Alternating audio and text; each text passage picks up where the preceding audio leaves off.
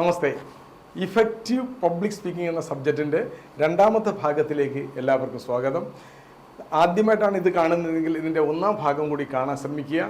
ഇത് നമ്മൾ സംസാരിച്ചു വന്നത് ഇഫക്റ്റീവ് പബ്ലിക് സ്പീക്കിങ്ങിൻ്റെ രണ്ടാമത്തെ പാർട്ടാണ്. ഒറ്റ പാർട്ട് ചെയ്താൽ ലെങ്ത് കൂടുതലായി പോകും എന്നതുകൊണ്ടാണ് രണ്ട് പാർട്ടായിട്ട് ചെയ്തിരിക്കുന്നത്. ഇതാണ് നിങ്ങൾ ആദ്യം കാണുന്നതെങ്കിൽ ഒന്നാമത്തെ പാർട്ട് കൂടി കാണാൻ ശ്രമിക്കുക. ഞാൻ പരിചയപ്പെടുത്താം. എൻ്റെ പേര് കബീർ ദാസ്. സ്വദേശം തിരുവനന്തപുരം ജില്ലയുടെ ആറ്റിങ്ങലാണ്. JCA അക്രഡിറ്റഡ് ട്രെയിനറും ലയൺസ് ക്ലബ്സ് ഇൻ്റർനാഷണലിൻ്റെ FD ഗ്രാജുവേറ്റുമാണ്.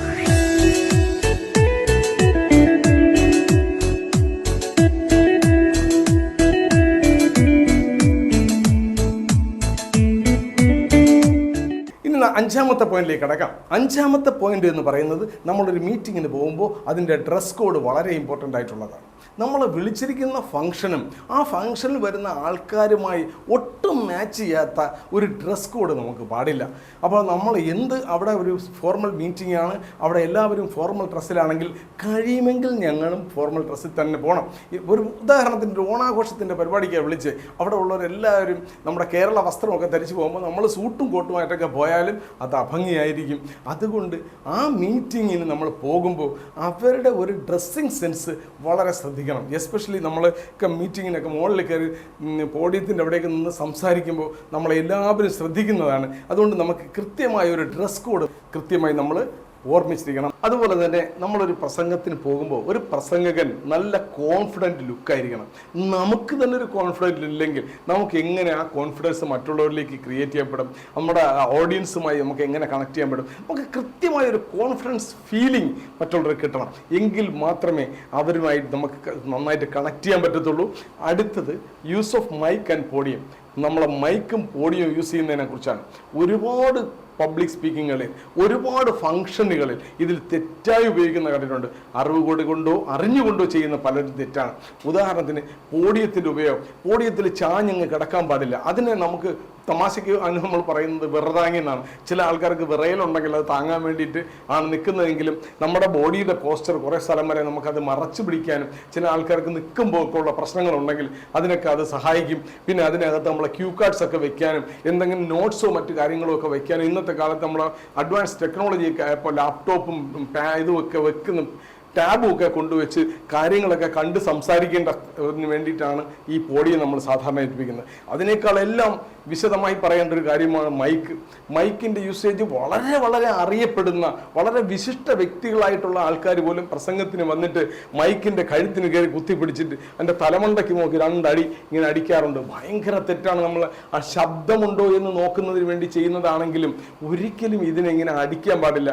അടിക്കുമ്പോൾ അടി കൊള്ളുന്നത് മൈക്കിലാണെങ്കിലും അതിൽ ഷോക്ക് അടിക്കുന്നത് അതിൻ്റെ മൈക്ക് ഓപ്പറേറ്റർ അവിടെ പിറക്കെ വരുത്തുണ്ട് അവൻ്റെ നെഞ്ചിലാണ് അടി കിട്ടുന്നത്. അതുകൊണ്ട് ഒരു കാരണവശാലും എൻ്റെ ഈ ക്ലാസ് കഴിഞ്ഞ് ഇനി ആരും മൈക്കിനെ ഇങ്ങനെ പിടിച്ചിട്ട് അതിനെ ഇങ്ങനെ അടികൊള്ളുന്ന സാധനമല്ലത്, അത് തന്നെ ശബ്ദം പുറപ്പെടുവിക്കുന്ന സാധനം. അതിലൊരിക്കലും ഒരു കാരണവശാലും മൈക്കിനെ അടിച്ചുകൊണ്ടുള്ള ടെസ്റ്റിംഗ് ശരിയല്ല. അടുത്ത് ചെന്നിട്ട് ഹലോ ടെസ്റ്റിംഗ്, ഞാൻ പറയുന്നത് നിങ്ങൾക്ക് പുറകെ കേൾക്കാവോ, ഞാൻ പറയുന്ന ശബ്ദം അവിടെ കേൾക്കുന്നുണ്ടോ എന്ന് ചോദിക്കുന്നത് എന്ത് ഭംഗിയാണ്.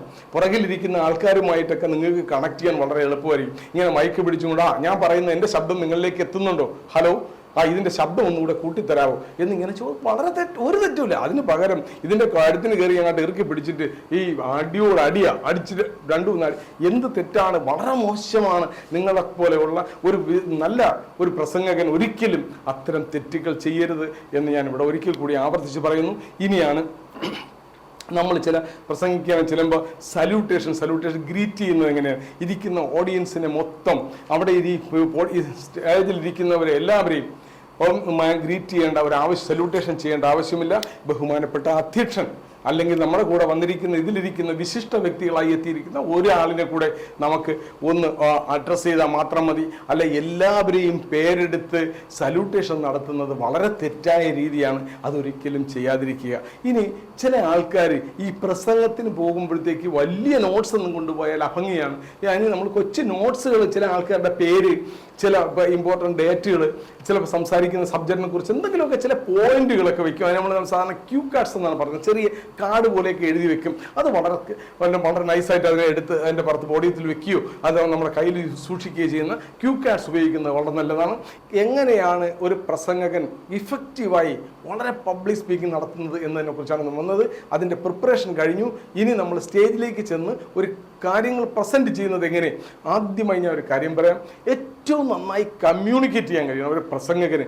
കാര്യം നമ്മൾ പറയുന്ന കണ്ടന്റുകൾ കൃത്യമായും അവരിലേക്ക് എത്താൻ കഴിയുന്നതാണ് കമ്മ്യൂണിക്കേഷൻ എന്ന് പറയുന്നത്. യഥാർത്ഥത്തിൽ ഞാൻ ഉദ്ദേശിച്ചതൊന്ന് പറഞ്ഞത് മറ്റൊന്ന്, കേട്ടത് വേറൊന്ന്, അങ്ങനെ മൂന്നെണ്ണമായി പോകാൻ പാടില്ല. കൃത്യമായി നമ്മൾ ഉദ്ദേശിച്ച കാര്യം നമ്മളെ മറ്റൊരാളിലേക്ക് കൃത്യമായി കമ്മ്യൂണിക്കേറ്റ് ചെയ്യാൻ കഴിയണം. ഇവിടെ ഒരു കാര്യം ശ്രദ്ധിക്കണം. നമ്മളെ ശബ്ദത്തിൻ്റെ തരംഗങ്ങൾ, ഈ വെർബൽ വോയിസ് ഉണ്ടല്ലോ, അതിന് കമ്മ്യൂണിക്കേഷൻ്റെ 20% മാത്രമേ കോൺട്രിബ്യൂട്ട് ചെയ്യാൻ കഴിയൂ എന്നാണ് പറയുന്നത്. നമ്മുടെ ശബ്ദമായി മാത്രം കേൾക്കുന്നത് മൊത്തം കമ്മ്യൂണിക്കേഷന് 20% മാത്രമേ കമ്മ്യൂണിക്കേറ്റ് ചെയ്യാൻ പറയൂ. ഇനി വോക്കൽ എന്ന് പറയുന്നൊരു ഭാഗമുണ്ട്. അതിൻ്റെ അതായത് ശബ്ദത്തിൻ്റെ ഉയർച്ച താഴ്ചയായിട്ട് നമ്മൾ സംസാരിക്കുന്നത് ചില സ്ട്രോങ് ആയി പറയേണ്ട കാര്യങ്ങൾ, ശക്തമായി പറയേണ്ട കാര്യങ്ങൾ അത് ശക്തമായിട്ട് തന്നെ പറയണം. നിർത്തി പറയേണ്ട കാര്യങ്ങൾ അത് നിർത്തി തന്നെ പറയണം. അപ്പം നമ്മൾ വോക്കലിനെ കുറിച്ച് പറഞ്ഞു. ശബ്ദം എപ്പോഴും എവിടെയാണോ ഊന്നി പറയേണ്ടത്, അതായത് ശബ്ദത്തിൻ്റെ ഉച്ച കൂട്ടി ഉറച്ച് പറയേണ്ടതിനനുസരിച്ച് അത് വ്യത്യാസം വരുമെന്ന് പറഞ്ഞു. ഒരു ഉദാഹരണത്തിലൂടെ അത് വ്യക്തമാക്കി തരാം. അതായത് ഒരു സെൻറ്റൻസ് ആണ്, എന്നാലും നീ അത് എൻ്റെ ഭാര്യയുടെ അടുത്ത് വന്ന് പറയരുതായിരുന്നു. ഇതാണ് സെൻറ്റൻസ്. അവിടെ നമ്മൾ ഓരോ ശബ്ദങ്ങൾക്കും എന്നാലും നീ അതെൻ്റെ ഭാര്യയുടെ അടുത്ത് പറയരുതായിരുന്നു എന്ന് പറയുമ്പോൾ ശബ്ദം മാറി. നീ അല്ല, മറ്റാരെങ്കിലും പറഞ്ഞേ കുഴപ്പമില്ല. എന്നാലും നീ അത് എൻ്റെ ഭാര്യയുടെ അടുത്ത് പറയരുതായിരുന്നു എന്ന് പറയുമ്പോൾ വീണ്ടും ശബ്ദമായി. അത് പറഞ്ഞതിലാണ് തെറ്റ്. അത് എന്ന വാക്കിലാണ് നമ്മളവിടെ ഊന്നൽ നൽകിയത്. എന്നാലും നീ അത് എൻ്റെ ഭാര്യയുടെ അടുത്ത് പറയരുതായിരുന്നു. സെൻറ്റൻസിന് വ്യത്യാസമില്ല. എൻ്റെ എന്നുള്ളതിനകത്ത് നമ്മൾ കുറച്ച് ഫോഴ്സ് കൊടുത്തപ്പോൾ സെൻറ്റൻസിൻ്റെ വ്യത്യാസമാണ്. അതുപോലെ വീണ്ടും വരും. അതായത് എന്നാലും നീ അത് എൻ്റെ ഭാര്യയുടെ അടുത്ത് പറയരുതായിരുന്നു എന്ന് പറയുമ്പോൾ വീണ്ടും അർത്ഥം മാറുകയാണ്. അപ്പോൾ ഇതുപോലെ സെൻറ്റൻസുകൾക്ക് ഒരേ സെൻറ്റൻസ് ആണെങ്കിൽ തന്നെയും ഓരോ വാക്കുകൾക്കും ഫോഴ്സ് കൊടുക്കുമ്പോഴും അതിന് ഇമ്പോർട്ടൻസ് കൊടുക്കുമ്പോഴും സെൻറ്റൻസിൻ്റെ മീനിങ് മൊത്തത്തിൽ മാറുകയാണ്. അതാണ് ഞാൻ പറഞ്ഞത്, നമ്മുടെ പ്രസംഗകലയിൽ ശബ്ദത്തിൻ്റെ മോഡുലേഷനിൽ എന്തുമാത്രം ഇഫക്റ്റ് ചെയ്യുന്നു, നിങ്ങളുടെ പ്രസൻറ്റേഷനിൽ എത്രത്തോളം അത് ഇഫക്റ്റ് ചെയ്യും എന്നത് പറയാൻ വേണ്ടിയാണ് ഈ ഉദാഹരണം പറഞ്ഞത്. അതുപോലെ തന്നെ നമ്മുടെ ഐ കോണ്ടാക്ട്, നമ്മൾ സംസാരിക്കുമ്പോൾ നമ്മുടെ ഓരോരുത്തരുമായും കേട്ടുകൊണ്ടിരിക്കുന്നവർക്ക് തോന്നണം ഈ വ്യക്തി എന്നോടാണ് സംസാരിക്കുന്നത് എന്ന് തോന്നുന്ന രീതിയിലായിരിക്കണം. അല്ലാതെ ഒരു സ്ഥലത്ത് നിന്നുകൊണ്ട് ഒരാളിനെ തന്നെ നോക്കി കഥകൾ ഇങ്ങനെ പറയുന്ന രീതിയിൽ ഒരിക്കലും നമ്മുടെ ഒരു പ്രസംഗമാകാൻ പാടില്ല. പ്രസംഗകൻ ഓരോ വ്യക്തികളുമായും സംസാരിക്കുന്നത് പോലെ അവർക്ക് ഫീൽ ചെയ്യണം. അവിടെയാണ് കൃത്യമായിട്ട് നല്ല കമ്മ്യൂണിക്കേഷൻ ഉണ്ടാകുന്നത്. പിന്നെ ചില ആൾക്കാർ സംസാരിക്കുമ്പോൾ നിർത്തേണ്ടത് നിർത്തിയും, ശബ്ദം ഉയർത്തി സംസാരിക്കേണ്ട ശബ്ദം ഉയർത്തിയും, ശബ്ദം താഴ്ത്തി സംസാരിക്കേണ്ട ശബ്ദം താഴ്ത്തിയും സംസാരിക്കാൻ നമ്മുടെ കൃത്യമായ രീതിയിൽ അതിനെ അഡ്ജസ്റ്റ് ചെയ്ത് സംസാരിക്കാൻ കഴിയണം. ചില ഹ്യൂമറുകൾ, ഒരിക്കലും തമാശകൾ മറ്റുള്ളവരെ ഹ്യൂമിലേറ്റ് ചെയ്യുന്നതായിരിക്കരുത്. അതായത് മറ്റുള്ളവരെ വിഷമിപ്പിക്കുന്ന രീതിയിലുള്ള തമാശകളൊന്നും പാടില്ല. എന്നാൽ തമാശകളൊക്കെ പറയുന്നത് ഒരു പ്രസംഗകന് വളരെ നല്ലതാണ്. മറ്റുള്ളവരിലേക്ക് കൃത്യമായി കണക്ട് ചെയ്യാതിരിക്കുക. ചില കഥകളൊക്കെ ആൾക്കാർ പറയും. എന്തിനാണ് ഈ പ്രസംഗകർ നല്ല കഥകളൊക്കെ പറയുന്നത്? ആ കണ്ടന്റുകൾ അദ്ദേഹം പറയുന്ന കാര്യങ്ങളുമായി റെലവൻ്റ് ആയിരിക്കണം. ഇതുമായിട്ട് ബന്ധമില്ലാത്ത കഥകൾ വലിച്ചെടുത്തുകൊണ്ട് വന്നൊരു കഥ ഇതിനകത്ത് കുത്തിത്തിരുമിയതുപോലെ ആകാൻ പാടില്ല. അങ്ങനെയുള്ള എവിടെന്നെങ്കിലും വലിച്ചിഴച്ച് കൊണ്ടുവരുന്ന കഥകൾ, ഇതിലേക്ക് ആവശ്യമില്ലാത്ത, ഇതിന് റെലവൻ്റ് അല്ലാത്ത രീതിയിൽ കഥകൾ കൊണ്ടുവന്നു കഴിഞ്ഞാൽ അത് അഭംഗിയായി തോന്നാറുണ്ട്. ഇനി അടുത്ത ഒരു മീറ്റിങ്ങിൽ കൃത്യമായി പാലിക്കേണ്ടതും എന്നാൽ ചെയ്തുകൂടാത്തതുമായ ഡൂസ് ആൻഡ് ഡോൺസിനെ കുറിച്ചാണ് പറയുന്നത്. നമ്മൾ കൃത്യമായും ഒരു മീറ്റിങ്ങിൽ നമ്മളെ വിളിച്ചു, എന്തെങ്കിലും സംസാരിക്കാൻ വിളിച്ചാൽ കൃത്യമായി നമ്മൾ ആ മീറ്റിങ്ങിൽ അവരെടുത്ത എഫേർട്ടിനെ നമ്മളൊന്ന് അപ്രിഷ്യേറ്റ് ചെയ്യണം. ഈ ഇത്രയും നല്ലൊരു ഫംഗ്ഷൻ നിങ്ങൾ ഓർഗനൈസ് ചെയ്തു. ഇവിടെ ഞാൻ നേരത്തെ പറഞ്ഞ കഥയിൽ പറഞ്ഞതുപോലെ തന്നെ നിങ്ങളുടെ റെസിഡൻസ് അസോസിയേഷൻ്റെ കുട്ടികളെ ആദരിക്കുന്ന, അത് ഈ വർഷം പ്ലസ് ടുവിനും 10ാം ക്ലാസ്സിലുമൊക്കെ നല്ല മാർക്ക് വാങ്ങി ജയിച്ച കുട്ടികളെ ആശംസിക്കുന്നതിന് വേണ്ടി, അല്ലെങ്കിൽ അവർക്ക് ഒരു പ്രസൻറ്റേഷനോ അത് ഇത് കൊടുക്കുന്നതിന് വേണ്ടി അവർ റെസിഡൻസ് അസോസിയേഷൻ വിളിച്ചതിലാണ് നിങ്ങൾ സംസാരിക്കാൻ പോകുന്നത് എങ്കിൽ ആ എഫർട്ടിനെ നമ്മളൊന്ന് അപ്രിഷ്യേറ്റ് ചെയ്യണം. ഇങ്ങനെയുള്ള ഫംഗ്ഷനുകളൊക്കെ നിങ്ങൾ ഓർഗനൈസ് ചെയ്ത് അതിനു വേണ്ടി നിങ്ങൾ കഷ്ടപ്പെട്ട് ഒരു മീറ്റിംഗൊക്കെ ഓർഗനൈസ് ചെയ്ത് ആ ചെയ്ത പ്രവൃത്തിയെ കൃത്യമായി നമ്മൾ അപ്രിഷ്യേറ്റ് ചെയ്യണം. അതുപോലെ നമുക്ക് നിങ്ങളെ വിളിച്ചതിന്, നിങ്ങളെ ഇവിടെ സംസാരിക്കാൻ നിങ്ങൾക്കൊരു ചാൻസ് തന്നതിലുള്ള നന്ദി അത് നമ്മുടെ സ്പീച്ചിൽ കൃത്യമായി ഉണ്ടാവണം. നിങ്ങൾ ഇവിടെ ഇത്രയും നല്ലൊരു ഫംഗ്ഷനൊക്കെ ഓർഗനൈസ് ചെയ്തു, ഇതിൽ എന്നെ നിങ്ങൾ വിളിച്ചതിലുള്ള എൻ്റെ പ്രത്യേക നന്ദിയും കടപ്പാടും ഞാൻ അറിയിക്കുന്നു എന്നുകൂടി ആ മീറ്റിംഗ് കൃത്യമായി പറയണം.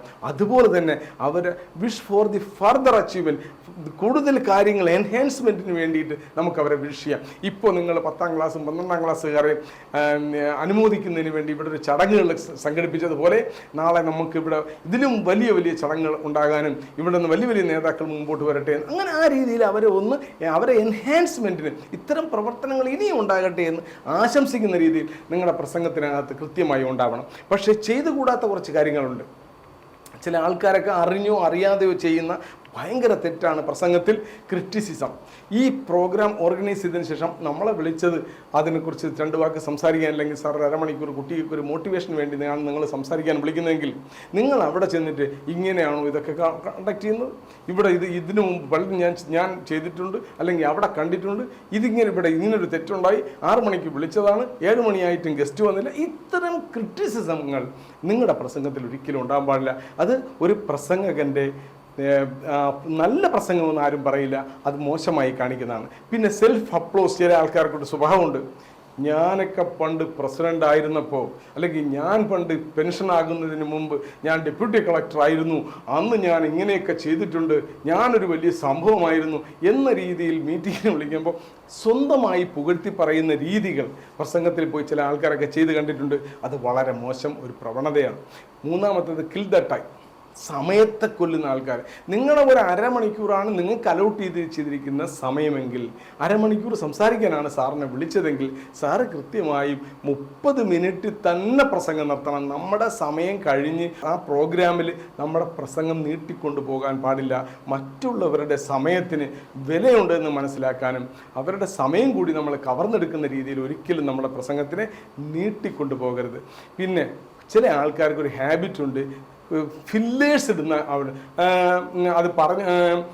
അത് അങ്ങനെയുള്ള ഫില്ലേഴ്സുകളിട്ട് വാക്കുകൾ കിട്ടാതെ വരുമ്പോൾ മൂളിൽ ശബ്ദങ്ങളൊക്കെ ഉണ്ടാക്കുന്ന ഹാബിറ്റുകളൊക്കെ ഉണ്ടെങ്കിൽ അതൊന്നും ഒരു പ്രസംഗകന് ഏറ്റവും നല്ല രീതിയല്ല. പിന്നെ ചില ആൾക്കാർക്ക് ചില മാനരസങ്ങളുണ്ട്, അതായത് ഷർട്ടിങ്ങനെ കഴുത്തിങ്ങനെ കുടയുക, കൈ ഇങ്ങനെ ഇടയ്ക്കിടയ്ക്ക് ഇങ്ങനെ പൊക്കുന്ന, അത് ഹാബിറ്റിലാണ് അവർക്ക്. അങ്ങനെ ഉണ്ട്. അങ്ങനെ ഉണ്ടെങ്കിൽ നമ്മുടെ വീട്ടുകാരുടെ അടുത്ത് തന്നെ പറഞ്ഞാൽ ഞാൻ ഇതിനെ ചെയ്യുമ്പോൾ എന്നെ ഒന്ന് കറക്റ്റ് ചെയ്ത് തരണം. അപ്പോൾ അങ്ങനത്തുള്ള മാനരസങ്ങളൊക്കെ ഇപ്പോൾ മീറ്റിങ്ങിൽ വളരെ ഭംഗിയായി തോന്നാറുണ്ട്. ഇനിയാണ് നമ്മുടെ സ്പീച്ചിൻ്റെ ക്ലോസിങ് എങ്ങനെയാവണം എന്നുള്ളത്.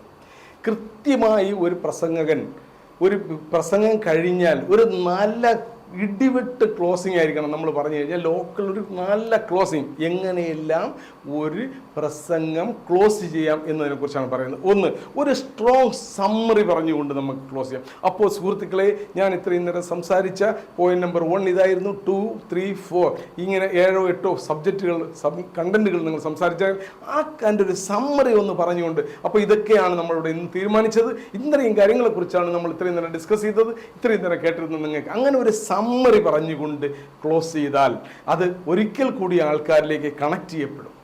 രണ്ടാമത്, ഒരു കോൾ ഓഫ് ആക്ഷൻ, എന്തെങ്കിലും ചെയ്യാൻ ഉത്ബോധിപ്പിച്ചുകൊണ്ട് നമ്മൾ ഇത്രയും നാൾ നല്ല വിദ്യാഭ്യാസമുള്ള കുട്ടികൾക്ക് ഇനിയും ഇതിനേക്കാൾ കൂടുതൽ ചെയ്യാൻ കഴിയട്ടെ എന്ന് ഒരു കോൾ ഓഫ് ആക്ഷൻ നമുക്കിത് എല്ലാവർക്കും അല്ലെങ്കിൽ ഒരു കമ്പനിയുടെ മീറ്റിംഗ് ആണെങ്കിൽ ഈ വർഷം നിങ്ങൾ ഈ 125% അച്ചീവ് ചെയ്തത്, അടുത്ത വർഷം നമ്മൾ എല്ലാവരും കൂടി പരിശ്രമിച്ചാൽ ഈ വർഷത്തേക്കാൾ 50% കൂടുതൽ നമുക്കിത് കൊണ്ടുവരാൻ നിങ്ങൾക്ക് കഴിയും. നിങ്ങളെല്ലാം നിങ്ങളുടെ മുഖങ്ങളിൽ ഞാൻ ആ എന്തൂസിയാസം കാണുന്നുണ്ട്. നമുക്ക് ഒരുമിച്ച് അത് നിങ്ങളുടെ കൂടെ ഞാൻ എപ്പോഴും ഉണ്ടാവും, നമുക്കത് അച്ചീവ് ചെയ്യാമെന്നൊക്കെ പറയുന്നൊരു കോൾ ഓഫ് ആക്ഷൻ, അവർക്കൊരു പ്രചോദനമേകുന്ന ഒരു ആക്ഷൻ പറഞ്ഞുകൊണ്ട് നമ്മുടെ സ്പീച്ച് ക്ലോസ് ചെയ്യാൻ കഴിയും.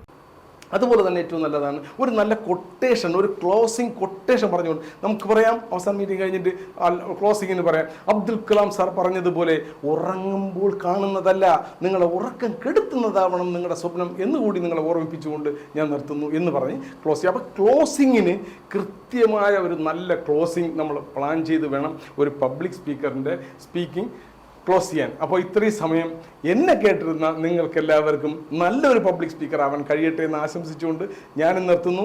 നമ്മുടെ വീഡിയോകൾ കാണുന്നവർ കൃത്യമായും ലൈക്ക് ചെയ്യാനും ഷെയർ ചെയ്യാനും ഇത്തരം വീഡിയോകൾ കൂടുതൽ കിട്ടാൻ വേണ്ടി സബ്സ്ക്രൈബ് ചെയ്യാനും മറക്കരുത് എന്ന് ഓർമ്മിപ്പിച്ചുകൊണ്ട് ജയ്.